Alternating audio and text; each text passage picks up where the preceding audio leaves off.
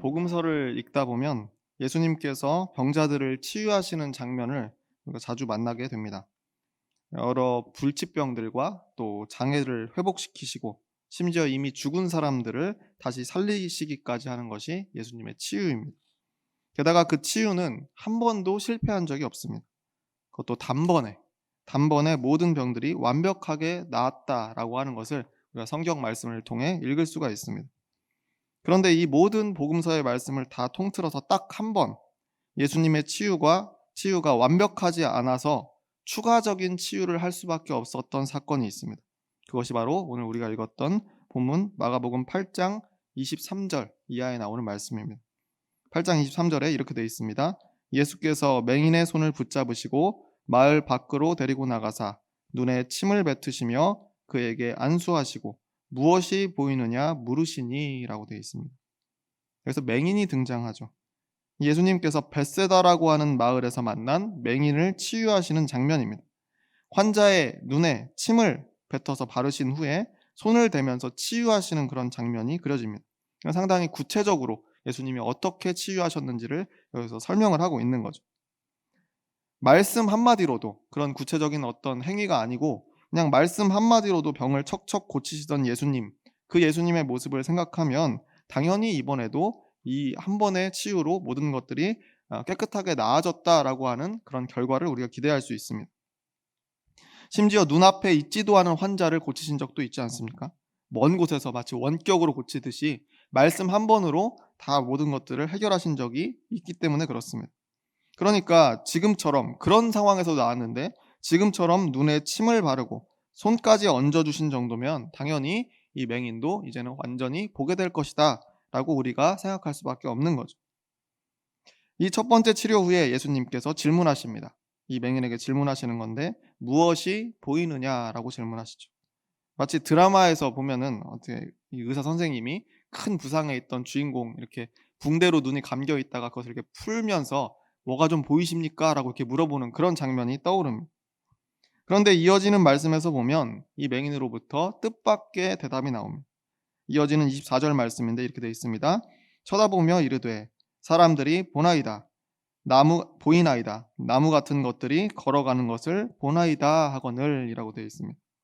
사람들이 보입니다. 나무 같은 것들이 걸어가는 것을 보나이다. 뭔가 보이기는 보인다는 거예요. 사람 같기는 하다는 거죠. 그런데 나무 같은 것들이 걸어가는 것을 보나이다 라고 이렇게 말합니다. 이게 무슨 말입니까? 잘 안 보인다는 얘기죠. 완전히 보이게 된 것이 아니라는 겁니다. 형태는 보여서 사람인 것 같기는 한데 잘 안 보입니다라는 말을 지금 이렇게 하고 있는 거 아닙니까? 저는 이 대답을 들으면서 공감이 잘 됐습니다. 눈이 나쁜 사람이 안경을 벗고 보면 딱 이와 같은 모습으로 보입니다. 저도 시력이 좋지 않기 때문에 안경을 쓰고 있는데 제가 초등학교 6학년 때부터 썼습니다. 이 안경을 만약에 벗으면 세상 모든 사물이 흐릿하게 보입니다. 눈이 좋으신 분들은 아마 이해를 못할 겁니다. 무엇이 움직이는 것을 볼 수 있고 대강의 형태를 다 알아볼 수는 있지만 이 뭐 사람 같다, 자동차 같다 이건 당연히 알죠. 그런데 정확하게 보이는 것은 하나도 없다라고 하는 겁니다. 안경만 벗어도 모든 이 테두리가 다 흐리게 보이기 때문에 번져 보입니다. 그래서 그것을 정확하게 알아보기는 어렵습니다. 어 그래서 아마도 이 본문 속의 맹인이 보는 그 사람을 보면서 뭔가 '나무가 걸어 다니는 것 같다.'라고 하는 이 표현이 아마 이렇게 시력이 아직 회복되지 않은 상태를 이야기하는 것이 아닌가 저는 그렇게 생각을 해 봤습니다. 문제는 이게 그냥 병원에서 진료를 받다가 생긴 일이면 '아 뭐 그럴 수 있지. 그러면 아직 시간이 좀 덜 됐나 보네요. 좀 더 붕대 감고 계세요.' 뭐 드라마에서는 그러지 않습니까? 근데 이 지금 치유가 어디로부터 지금 일어난 치유입니까? 예수님께서 치유하신 내용입니다. 그것도 직접 만나서 얼굴을 마주하고 행한 치유 행위를 하셨어요. 또 침을 눈에 뱉으시고 또 손으로 만져서 분명하게 치유를 행하셨다라고 하는 겁니다. 다른 사람이 착각해서 이게 치유를 하셨는데 이게 안 나았네? 나중에 물어보니 예수님께서 "난 치유한 적 없다." 이런 게 아니라 누가 보아도 명백하게 치유 행위를 하셨는데 지금 그 눈이 완전히 낫지를 않은 상황이었다라고 하는 겁니다. 분명히 그 정도 하셨으면 지금까지 치유의 모든 기사들로 봤을 때는 이 정도면 한 번에 이것이 완벽하게 치유가 됐어야 되는데 잘 안 됐다는 거예요. 환자가 잘 안 보입니다. 뭐가 보이기는 하는데 흐릿하게 보입니다. 라고 그렇게 대답했다는 겁니다. 예수님의 수많은 치유 사역 중에 딱 하나, 바로 이 벳세다 마을에 맹인을 고칠 때 예수님의 치유가 한 번에 성공하지를 못했습니다. 그래서 예수님께서는 두 번째 치료를 시작하십니다. 초유의 상황이죠. 처음 있는 일입니다. 이어지는 25절 말씀인데 이렇게 되어 있습니다. 이에 그 눈에 다시 안수하심에 그가 주목하여 보더니 나아서 모든 것을 밝히 보는지라 라고 되어 있습니다. 다시 안수하셨다라는 표현이 있죠. 한 번 안수했을 때 온전히 치유되지가 않아서 다시 한 번 안수하실 수밖에 없었다라고 하는 겁니다. 근데 그리고 나서야 모든 것을 밝히 보게 되었다라는 그런 기록이죠. 이 사건이 예수님의 수많은 치유 기적 중에 유일하게 단계별로 치유하신 특별한 사건입니다. 1단계와 2단계가 있었죠. 아무것도 안 보이던 맹인이 1단계에서는 형태만을 겨우 구별하게 되었다가 2단계에 이르러서야 모든 것을 밝히 보게 되었다라고 하는 그런 특별한 이야기입니다. 이 벳세다 맹인의 치유 이야기는 사실 다른 어떤 복음서에도 기록되어 있지 않습니다.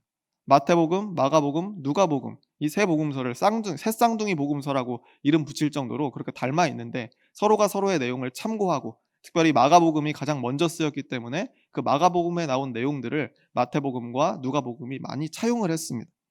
그렇게 구성되어 있는 이 복음서인데 이 벳세다 맹인의 이야기는 마가복음에만 등장한다라고 하는 겁니다. 그러면 이 마가복음의 저자는 왜 이 말씀을 기록했을까요? 예수님도 뭐든지 예수님조차도 뭐든지 한 번에 다 고치시는 것은 아니다. 뭐든지 한 번에 다 성공하시는 분은 아니다. 예수님의 인간미를 강조하려고 이 말씀을 기록했을까요? 또 다른 복음서인 마태복음과 누가복음은 그럼 왜 이 이야기를 기록하지 않았겠습니까? 마가복음의 이야기를 읽고 마태복음도 누가복음도 많은 이야기들을 거기서 가져와서 함께 그렇게 고백하고 받아 쓴 내용들이 많이 있는데 왜 하필 이 내용은 여기다 실지 않았을까요? 뭐든지 한 번에 고치시는 예수님의 능력에 이 이야기만 빼면 뭐든지 다 한 번에 고치신 거 아닙니까? 그래서 오히려 이것은 옥의 티 같은 그런 내용이라서 일부러 마태복음과 누가복음은 기록하지 않았을까요?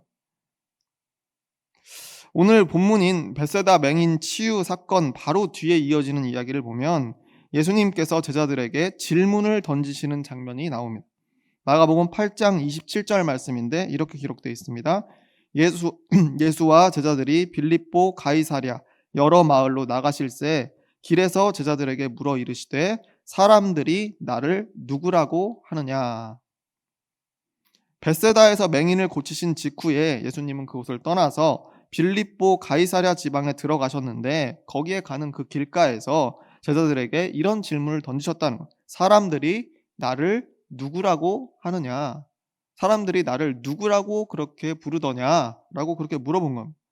그랬더니 이어지는 28절에서 제자들이 이렇게 대답했습니다. 제자들이 여짜와 이르되 세례 요한이라 하고 더러는 엘리야, 더러는 선지자 중에 하나라 하나이다. 예수님에 대해 대부분의 사람들이 뭐라고 생각했냐면 세례 요한과 같은 사람이다. 혹은 엘리야와 같은 사람이다. 아니면 그냥 선지자 중에 한 사람이다. 라고 그렇게 생각했다라고 하는 겁니다. 다시 말해서 지금까지 시대마다 있었던 뛰어난 선지자들의 계보를 잇는 분이다. 그래서 이 시대에 있어서 최신의 선지자다라고 그렇게 생각했다는 그 정도로 여기는 사람들이 대부분이었다는 것. 하나님의 뜻을 가르치고 옳은 말을 할 줄 알고 기적을 일으키는 그런 선지자 정도다라고 그렇게 생각했다는 것. 이 맞습니까?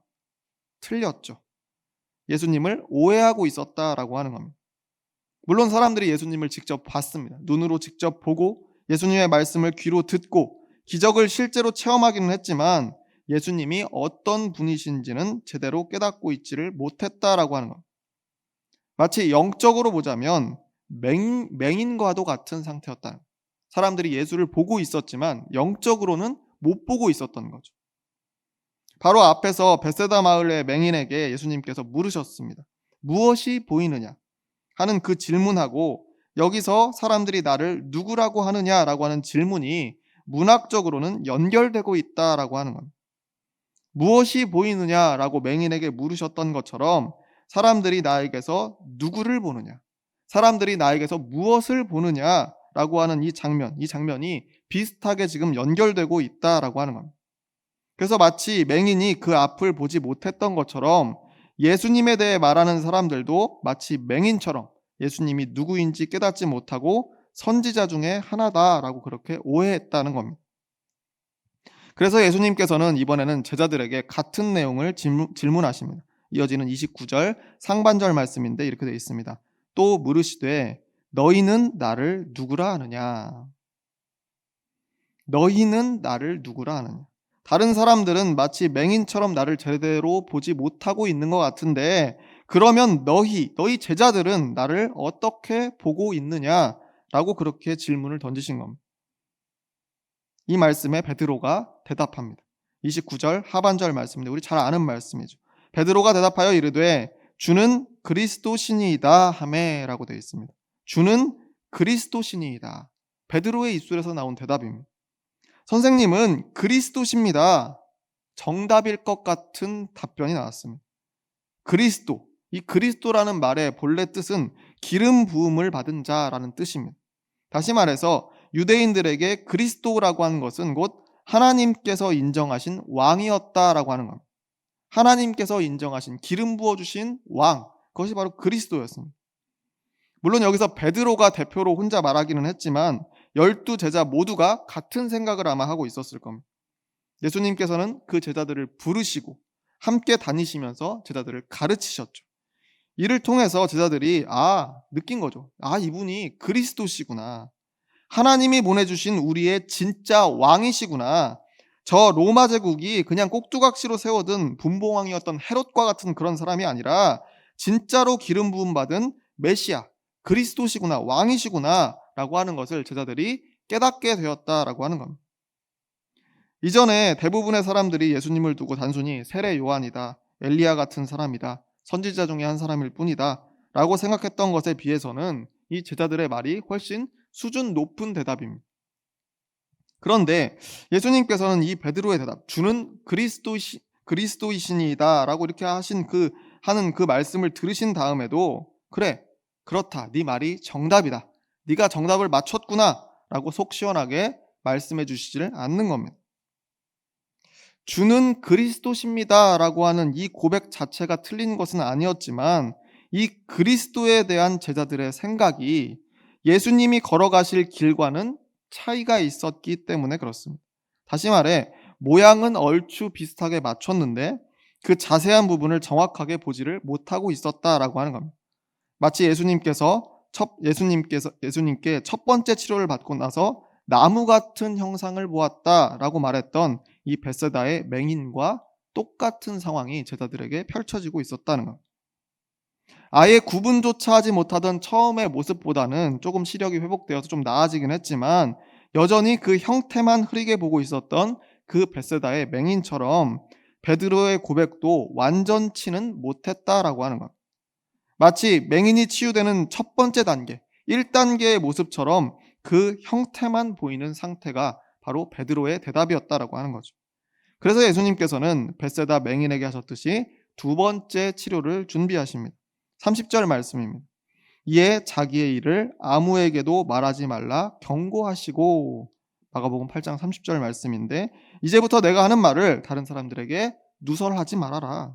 먼저 당부하시는 겁니다. 중요한 이야기를 하기 전에 이제 지금부터 하는 말을 다른 사람들에게는 얘기하지 마라. 너희들만 알고 있어라 라고 하시면서 31절 말씀을 이어서 하십니다. 인자가 많은 고난을 받고 장로들과 대제사장들과 서기관들에게 버림받아 죽임을 당하고 사흘 만에 살아나야 할 것을 비로소 그들에게 가르치시되 라고 되어 있습니다. 주는 그리스도시니이다 라고 하는 베드로의 그 대답을 들은 직후에 하신 말씀이 바로 나는 많은 고난을 받고 죽임을 당할 것이다 라고 하는 말씀이었습니다. 아마 이 말씀은 듣는 제자들에게는 매우 충격적인 말씀이었을 겁니다. 그 뒤에 이어지는 사흘 만에 다시 살아난다라고 하는 말씀은 사실 귀에 들어오지도 않았을 거예요. 그 앞에 말이 너무 강했기 때문에, 내가 죽을 것이다라는 말이 너무 강렬했기 때문에 그렇습니다. 주는 그리스도십니다라고 하는 베드로의 감격적인 고백에 그 자리에 있었던 다른 제자들도 함께 고개를 끄덕였을 겁니다. 그래, 저게 정답이지. 저게 맞는 말이지. 우리 주님은 하나님께 기름 부음 받은 왕이시지. 서로 그렇게 크게 고개 끄덕이면서 공감하지 않았겠습니까? 그런데 예수님께서는 그 분위기에 내가 지금부터 하는 말을 잘 듣고 어디 가서 말하지 말아라. 사실 나는 많은 고난을 받고 죽임을 당할 것이다. 라고 그렇게 말씀하셨다는 겁니다. 너희가 생각하는 하나님께 기름 부음 받은 진정한 왕, 세상의 정점에 있는 통치자, 그런 그리스도가 아니라 오히려 장로들과 대제사장들과 서기관들에게 패하고 버려져서 결국 고난받고 죽게 되는 그런 그리스도다라고 그렇게 말씀하셨다는 겁니다. 이것이 바로 제자들을 위해서 내리신 두 번째 치료 과정입니다. 그리스도라고 하는 형태는 보고 있지만 그 내용은 제대로 보지 못했었던 이 불완전한 제자들을 위해서 두 번째 단계, 2단계에 이를 수 있는 가르침을 지금 주고 계시는 겁니다. 곧 왕이 될 줄로 철석같이 믿고 따르던 스승으로부터 나는 아니다. 나는 고난받고 죽어야 되는 그런 그리스도다 라고 하는 말을 들은 이 제자들의 심정이 어떠했겠습니까? 아마 큰 혼란에 빠지지 않았을까 생각합니다. 그런 제자들에게 예수님께서는 매우 중요한 권면을 이 뒤에 바로 이어서 덧붙이고 계십니다. 오늘 두 번째 본문 말씀인 마가복음 8장 34절 말씀입니다. 이렇게 기록되어 있습니다. 무리와 제자들을 불러 이르시되 누구든지 나를 따라오려거든 자기를 부인하고 자기 십자가를 지고 나를 따를 것이니라. 우리 한 목소리로 다시 한번 읽어보겠습니다. 시작. 무리와 제자들을 불러 이르시되 누구든지 나를 따라오려거든 자기를 부인하고 자기 십자가를 지고 나를 따를 것이니라. 아멘. 고난받는 그리스도, 죽어야 하는 그리스도를 이해하려면 자기를 부인하고 자기 십자가를 져야 한다라고 지금 예수님께서 말씀하고 계신 겁니다. 여기서 자기를 부인하라라고 하는 것은 자기 스스로를 모른 척하라라고 하는 의미입니다. 헬라어의 원문을 따져보면 나 스스로를 모른 척할 정도로 부인하라라고 하는 그런 의미입니다. 베드로가 예수님을 3번 부인했다고 했는데 거기서 쓰인 그 부인이라고 하는 단어와 여기 단어가 헬라어 단어가 같습니다. 이게 무슨 말씀입니까? 내 욕심, 내 욕망, 내 평안, 내 안녕을 모른 척하라는 겁니다. 그리스도를 마치 내 욕심과 내 욕망과 내 평안과 내 안녕을 보장해 주실 분으로, 나의 모든 내 원하는 바램들을 보장해 주시는 수단으로 여기지 말아라라고 하는 거죠. 그리스도는 그런 분이 아니다라고 하는 거예요. 자신이 스승으로 모시는 그리스도가 왕이었으면 좋겠다. 그래서 우리를 위협하는 모든 세력들로부터 우리를 지켜주셨으면 좋겠다. 우리의 필요를 넉넉히 채워주시고 바램들을 실현시켜 주시면 좋겠다 하면서 자연스럽게 그리스도를 축복의 도구나 수단으로 믿으려는 그 마음을 품지 말라라고 하는 그런 말씀입니다. 그러면서 심지어 자기 십자가를 지고 나를 따를 것이니라. 자기 십자가. 이 말씀을 듣고 있었던 제자들은 또다시 여기서 거듭 충격을 받았을 겁니다. 왜냐하면 바로 십자가라고 하는 단어 때문에 그렇습니다. 우리가 생각하는 십자가의 느낌과 이 말씀을 들을 당시의 십자가의 느낌은 사실 전혀 다른 것이었습니다. 우리는 십자가를 생각할 때 예수 그리스도를 먼저 떠올리기 때문에 그 십자가가 그런 이미지가 아닌데, 원래 십자가, 당시의 그 십자가의 이미지라고 하는 것은 원래는 공포의 상징이었습니다. 당시에 로마 제국이 주변 나라들을 침략했죠. 수없이 침략해서 정복해서 만들어낸 것이 로마 제국입니다. 그때 항복하지 않고 끝까지 저항하는 민족들, 그런 민족들을 굴복시키기 위해서 포로들을 높이 매달아서 가족들에게 보이고 동료들에게 보이고 민족들이 볼 수 있도록 높은 곳에 매달아 죽이는 그 형벌, 그 형벌의 틀이 바로 십자가였다라고 하는 겁니다. 가장 고통스럽게 죽일 때 사용한 틀입니다. 모든 사람들이 보는 앞에서 가장 수치스럽고 가장 고통스럽게 죽이는 틀이 바로 십자가형이었다라고 하는 거예요. 단순히 살인죄를 저질렀다고 해서, 중죄를 저질렀다고 해서 십자가에 매달은 일은 없었습니다. 로마 제국에 굴복하지 않았던 사람들이나 반역을 꾀하던 사람들만 십자가에 처형했다는 거예요. 그래서 로마의 반발심을 가진 사람들에게 공포감을 심어줬다라고 하는 거예요. 다시 말해서 사람들의 마음에 공포와 두려움을 새기기 위해 만들어진 도구가 바로 십자가였다라고 하는 겁니다. 그렇기 때문에 당시에 십자가라고 하는 이 단어 자체가 주는 두려움이라고 하는 것은 지금 우리가 생각하는 그런 십자가의 느낌과는 전혀 달랐다라고 하는 거예요. 근데 예수님께서 이 피하고 싶은 공포의 십자가를 오히려 지고 따라와라. 어깨에 짊어져라. 십자가를 가져와라. 그렇게 말씀하셨다는 거예요. 자기 욕심, 욕망은 버려라. 오히려 십자가를 가져라. 내 바램, 내 안전, 내 건강은 가지고 싶은 것인데 버리라고 말씀하시고, 무섭고 두렵고 피하고만 싶은 그 십자가는 챙겨서 따라와라 라고 그렇게 말씀하고 계시는 겁니다. 그 십자가가 뭔데 가져오라고 그렇게 예수님께서 말씀하셨을까요? 십자가는 로마 제국의 상징이면서 동시에 죄악과 불의의 끝까지 항거하는 사람들의 상징이기도 합니다. 비록 십자가에 매달리면 내 살이 찢기고 내 뼈가 어긋나고 햇볕에 온 몸의 진액이 다 마르고 빠져서 고통스럽게 죽게 될 테지만 나를 위해서가 아니라 내가 옳다고 믿는 그 무언가를 위해서 나는 이 십자가를 이미 어깨에 맬 정도의 각오가 되었다. 그 결의를 증명하는 상징이 되기도 하는 겁니다. 예수님께서는 바로 그 각오가 이미 있으셨다라고 하는 거죠. 그래서 바로 앞에 있는 33절 말씀에 이런 기록이 있습니다. 예수께서 돌이키사 제자들을 보시며 베드로를 꾸짖어 이르시되 사탄아 내 뒤로 물러가라. 내가 하나님의 일을 생각하지 아니하고 도리어 사람의 일을 생각하는도다 하시고, 주는 그리스도시니이다 자랑스럽게 말하고 있었던 그 베드로에게 네가 하나님의 일을 생각하지 아니하고 도리어 사람의 일을 생각하는도다. 네가 지금 하나님의 일을 생각하지 않고 사람의 일만 생각하고 있다. 그렇게 꾸짖으셨다는 것. 그리고 또 마가복음 14장 36절 말씀을 찾아보면 예수님 스스로에 대해서 이런 기도를 하신 부분이 있습니다.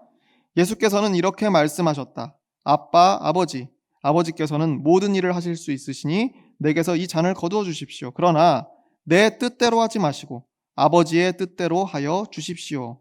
마가복음 14장 36절 세 번역으로 읽어드렸습니다. 내 뜻대로 하지 마시고 아버지의 뜻대로 하여 주십시오.